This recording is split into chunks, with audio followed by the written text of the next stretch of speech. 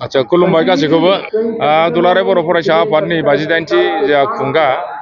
बोसोरारि जथुम्मा बेखौ जोङो नोंथांमोना बुंनाय बायदिनो खम समनि गेजेराव मोनदों एबा 1.5 मासल' जादों दा बिनि गेजेरावनो जिखिनि हागौ जों प्रिपारेसन खालामबाय आरो बे प्रिपारेसन खालामनानै दिनै जोबथा एबा सानथामनि हाबाफारि लानानै दिनै जोबथा जों बेखौ खुंफुंनो हाबाय दा बेयाव जों गावसोरखौनो बा जों माने गावजों गोजोननायजों लोगोसे रायजो राजा गासैखौबो अल सेक्सन अफ पिपल जों गासैखौबो कन्ट्रिबिउसन होदों आरो थुलुंगा होदों बेनि थाखाय जों बिसोरनो साबायखर बावहरदों थ' फ्रम दा भेरि बिगिनिं जों जागायजेननानै जोङो दिनैसिम लास्ट जोबथा हिसाबै जोङो जि खुंनो हाबाय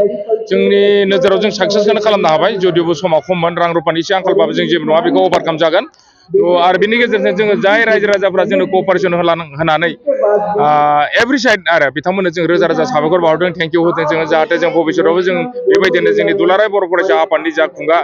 बेबायदि बोसोरारि जथुम्माफोर बेखौ जोङो सामलायलांनो हायो खुंलांनो हायो नाथाय जों दिनै पिसफुलि भाबै जों खुंलांनो हाबाय बेनि थाखायनो जोङो आरसिन जानानै बयबो रायजो राजा नोंथांमोनखौ मिडिया आरो जोंनि लिडार्स जोंनि जेनेरेल पिपल गासैखौबो जों थेंक इउ होदों साबायखर होदों धन्यबाद होदों आरो जोङो फैबाय थानाय आरो जितु नै लास्ट टाइमाव जों जानो गोनां बेखौबो जोङो मोजाङै हराव जानो गोनां बेखौबो जों मोजाङै खुंफुंलांनो हागोन जोंनि माखासे आलासिफोर बिथांमोना दिनै फैबाय मानागुदि दिपेन बर'नि दैदेननायाव दिनैनि आफादा गेवलां मेलाबो जाबाय बेयाव जोंनि रन्जित चक्र मुसाहारि एक्स गभर्नर मेघालयानि बिथांमोना फैबाय इउजि ब्रह्म सार बिथांमोना फैबाय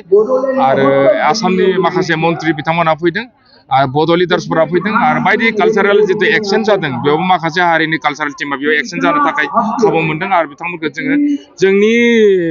बिथिंनिफ्राय जों बिथांमोननो साबायखर बावहरदों आरो इयुनावबो जोङो जोंनि जाबायदि हाबाफारि बेखौ जोङो रायजोनि लोब लोब क'पारेसन मोनगोन होननानै आसा खालामनाय जाबाय गोजोन्थों।